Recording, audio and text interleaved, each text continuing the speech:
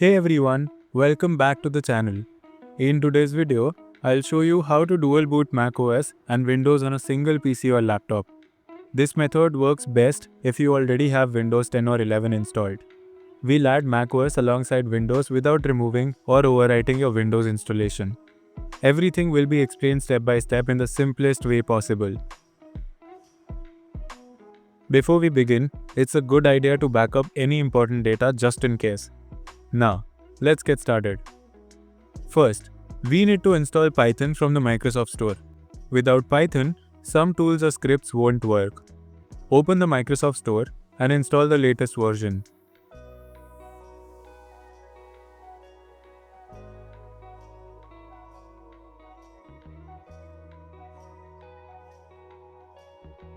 Now we'll use a tool called OpenCore EFI. This tool helps us generate a properly configured EFI folder that macOS will use to boot. Download the OpenCore EFI zip file from GitHub.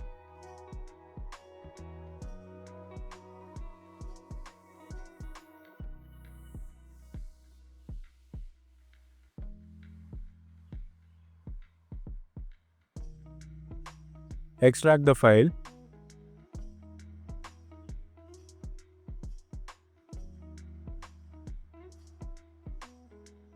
Then, run the OpenCore simplify.bat file.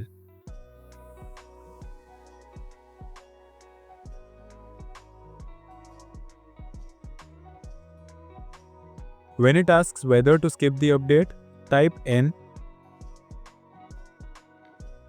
When it asks again, type Y to skip future updates. Now, enter I to scan your hardware. The tool will scan your system's hardware, including CPU, GPU, etc. Then type E and press enter. This will display which versions of macOS your system can support. For example, on my PC, it shows support up to the latest macOS version, macOS Tahoe, which is still in beta. Press enter to continue. The tool will now list a number of each macOS release. Enter the number corresponding to your desired version. In my case, I'll type 24, which corresponds to macOS 15 Sequoia. Once you select the macOS version, OpenCore EFI will auto-select all required patches, KEX drivers, and SMBIOS settings for your hardware. Finally, type 6 and press enter to build the EFI. The tool will download all the necessary files and generate an EFI folder for you.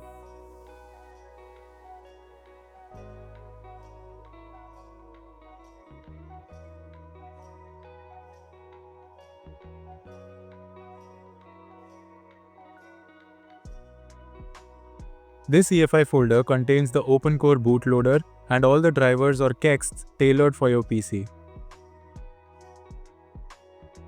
Go ahead and copy the EFI folder to your desktop for easy access. Great, we now have our custom OpenCore EFI. The next steps will be to fine-tune it and prepare the installer. Next, we need to map the USB ports of your PC using USB Toolbox. This is important because macOS has a strict USB port limit, and if the ports are not properly mapped, you might face issues like the keyboard or mouse not working during installation or in macOS. Download USB Toolbox along with the USB Toolbox.kex pack.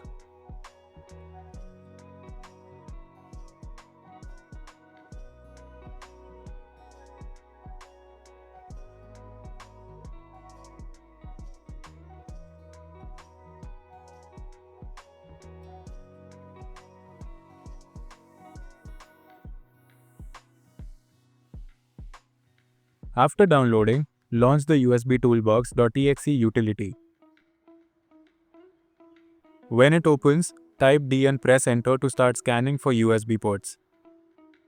Now, take a USB device and plug it into each USB port on your computer one by one. For each port, leave the device plugged in for about 5 seconds. Then unplug and move to the next part. The tool will detect each port as you do this. The process helps the software identify all the active USB ports on your system. Once all ports are scanned, press B to go back. Then enter S to view your detected ports. If any ports is marked in red, It indicates a problem. You want all ports to be green. Now, press K and hit enter. The tool will generate a USB mapping text file. Once it says the text is saved, go ahead and find the USB map.txt file in your downloads folder. Copy it. Then navigate to the EFI folder we placed on the desktop. Place the USB map.txt file into the text folder.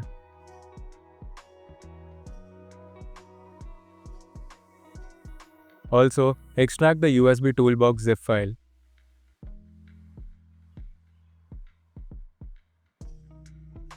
Copy USB toolbox.txt into the same EFI directory. To make macOS load these USB drivers we just added, we need to update our OpenCore configuration. To do that, we'll use the OC auxiliary tools. Download it from GitHub.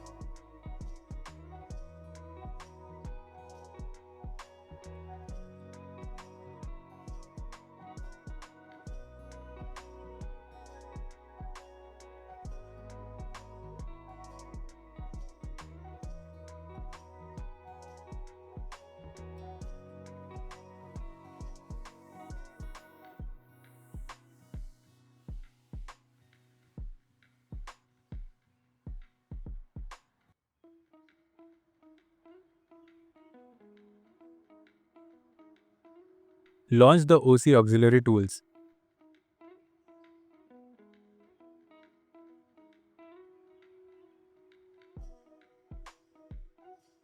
Here, open the config.plist file from the EFI folder.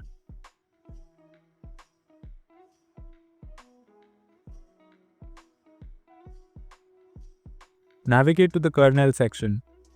Click the plus icon and add entries for both USB map.txt and USB toolbox.txt. This tells OpenCore to load these drivers during boot.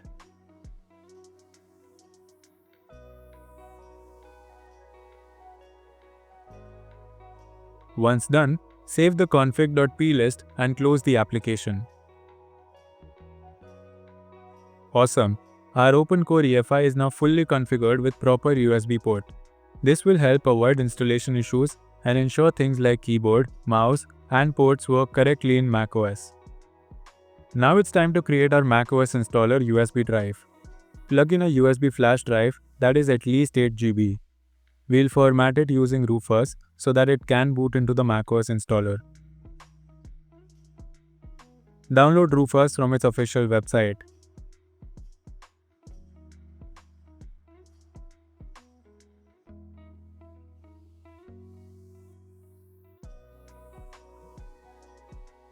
Open Rufus.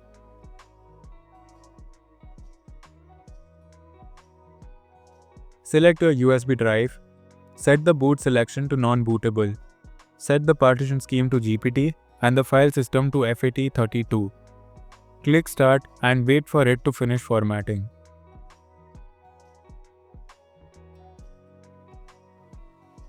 Now, copy the entire EFI folder from your desktop and paste it into the USB drive.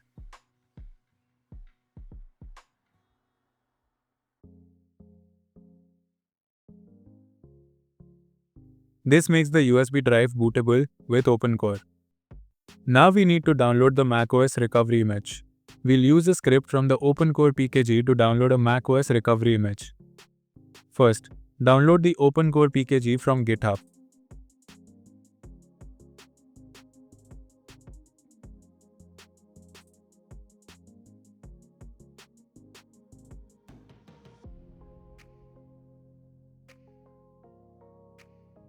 Extract the OpenCore PKG zip you downloaded.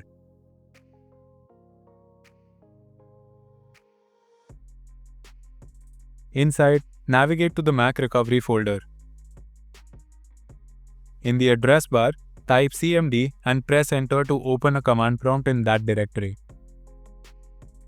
Now, you will need to run a command to download the macOS recovery for the version you want. For that, open the link of dotania.github.io.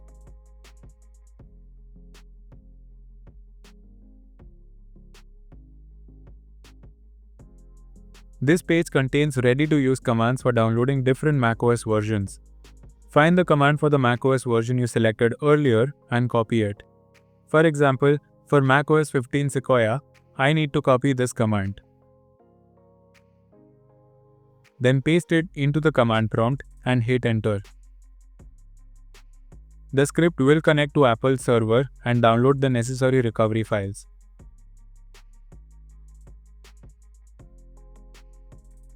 Once complete, a new folder named com.apple.recovery.boot will appear in the same directory. It contains the base system.dmg file. Copy the entire com.apple.recovery.boot folder and paste it into your USB drive right next to the EFI folder. At this point, our USB is set up. It has the OpenCore bootloader and the macOS recovery installer files. Before we reboot and install macOS, we'll create a new partition on your SSD where macOS will be installed. In Windows, right-click the Start menu and choose Disk Management. In Disk Management, right-click your main drive which has Windows, usually C. Select Shrink Volume. Enter the amount of space you want to allocate for macOS. It's recommended to give macOS at least 50 GB. In this example, I'll shrink by 100 GB. Once done, a new unallocated space will appear. Now, right-click the unallocated space and create a new simple volume. When formatting this new volume, choose the XFAT file system because XFAT is readable by the macOS installer. Give the volume a name, for example macOS, so that it's easy to identify during installation. You should now have a new drive labeled macOS in Windows.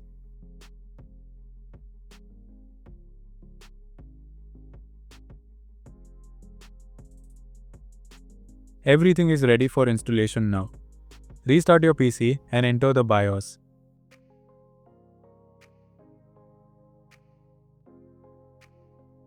In the BIOS, you need to disable Secure Boot, because Secure Boot prevents booting unsigned OS loaders and OpenCore won't run with it on. Next, find the boot priority or boot sequence settings. Set your USB drive as the first boot device. Save the changes and exit the BIOS. Your PC should reboot and now boot from the USB. You'll see the OpenCore boot menu on screen. It might show icons for your Windows and for the macOS installer. Select the macOS installer and press enter.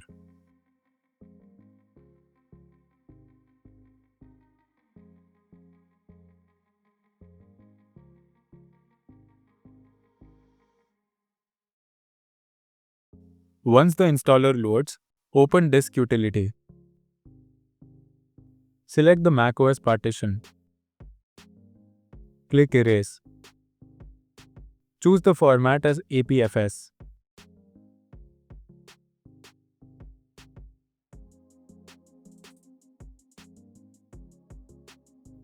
After erasing, close Disk Utility. Click on Install macOS.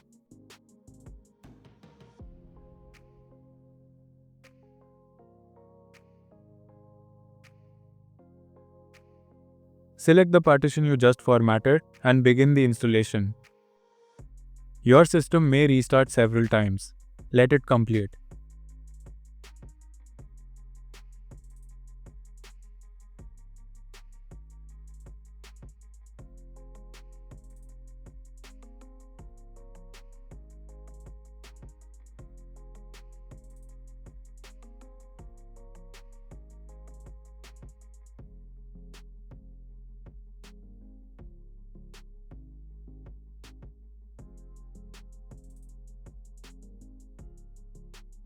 Once macOS is installed, go through the setup files until you reach the desktop. If your Wi-Fi isn't working, connect via Ethernet or use USB tethering from your phone.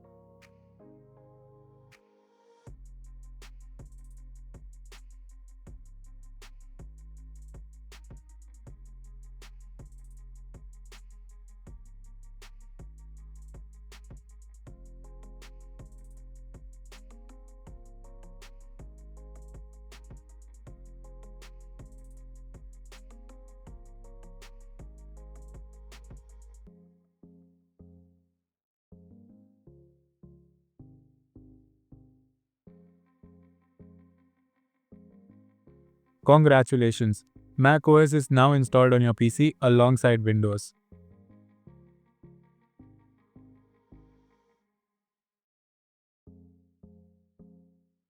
Now that macOS is running, we want to boot it without relying on the USB drive. For that, we need to copy the OpenCore EFI from the USB to our PC's internal drive EFI partition.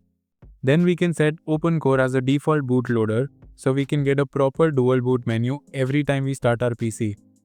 To do this setup, we'll use OC auxiliary tools for your macOS. So, download and open OC auxiliary tools.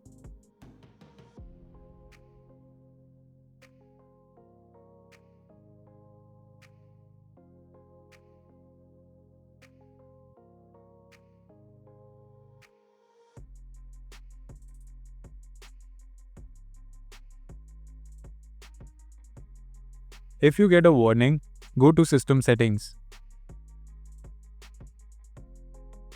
then Privacy and Security.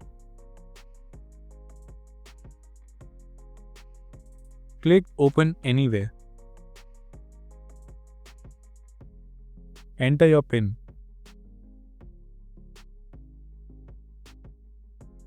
Now, using this tool, mount the EFI partition of your internal drive.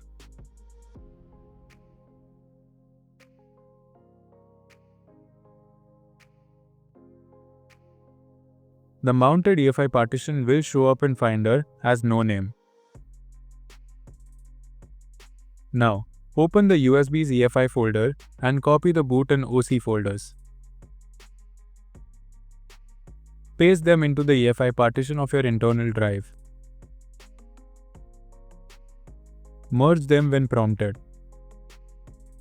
Your PC's internal drive now has the OpenCore bootloader, meaning you can boot macOS without the USB. So, you can go ahead and eject the USB drive and unplug it from your PC.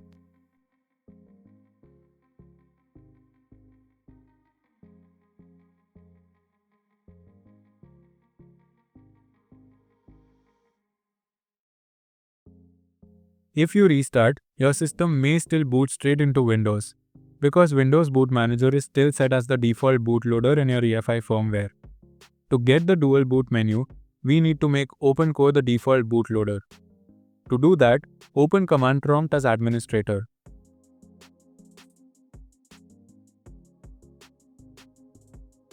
Type the following command and press enter. This command tells the UEFI firmware to use OpenCore as the default boot manager instead of Windows Boot Manager. You should see operation completed successfully. Now, restart your PC. This time, you'll see the OpenCore menu first. From here, you can choose to boot into either Windows or macOS.